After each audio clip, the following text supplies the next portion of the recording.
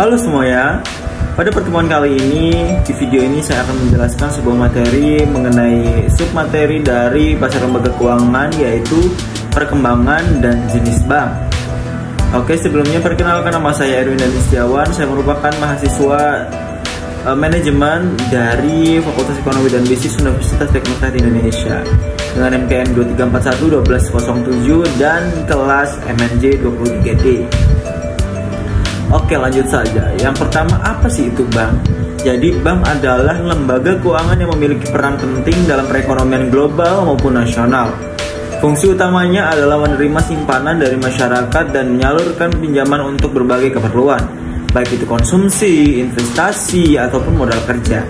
Selain itu, bank juga berperan dalam menyediakan berbagai layanan keuangan seperti transaksi keuangan, pembayaran, dan pengelolaan investasi. Dalam perkembangannya, bank telah mengalami transformasi yang signifikan, baik dalam hal operasional, layanan, maupun teknologi. Yang digunakan bank merupakan salah satu pilar utama dalam menjaga stabilitas ekonomi dan mendukung pertumbuhan sektor-sektor lain dalam perekonomian. Oke, apa sih? Setelah kita mengetahui apa sih itu bank, jadi yang kedua adalah sejarah perkembangan bank sendiri.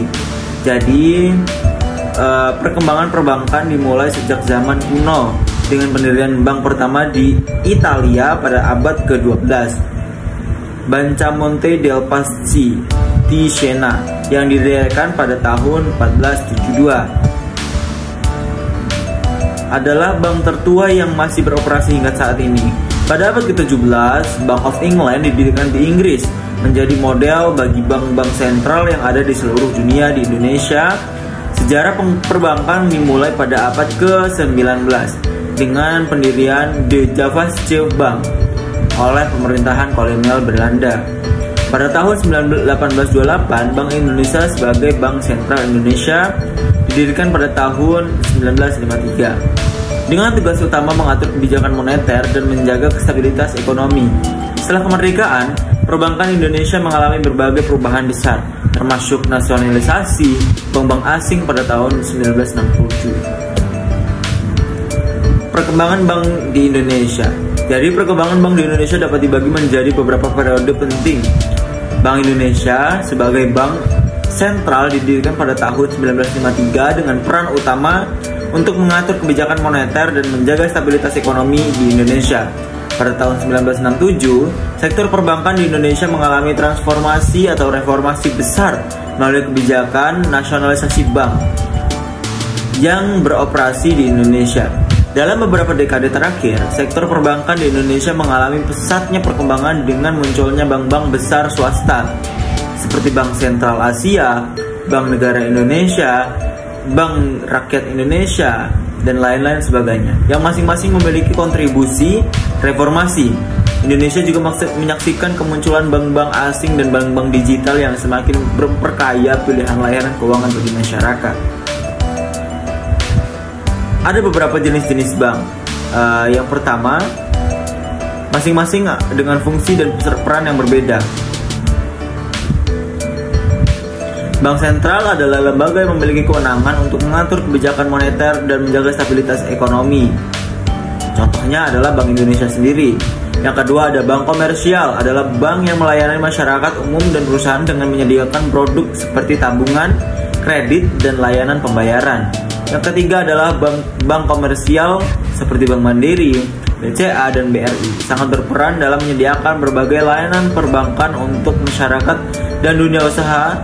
Bank Pengkreditan Rakyat atau BPR adalah jenis-jenis bank yang fokus pada pemberian kredit kepada masyarakat kecil dan menengah, serta usaha mikro.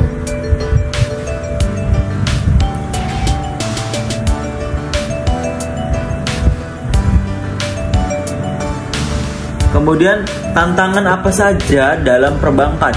Oke.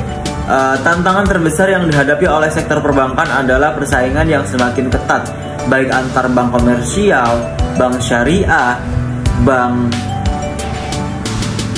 perusahaan vintage yang menawarkan layanan lebih cepat dan mudah diakses.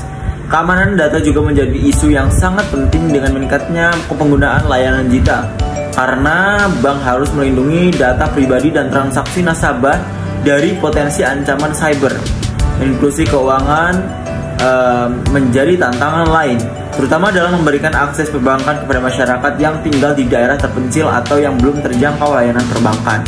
Selain itu, bank juga harus mampu mengelola berbagai resiko, termasuk resiko kredit, resiko pasar, dan resiko likuiditas untuk memastikan stabilitas dan berkelanjutan operasional mereka. Mungkin itu saja yang bisa saya sampaikan, kurang lebihnya saya mohon maaf. Semoga teman-teman semuanya bisa mengerti dan juga paham tentang materi, perkembangan, dan jenis-jenis bank. Terima kasih, saya tutup. Wassalamualaikum warahmatullahi wabarakatuh.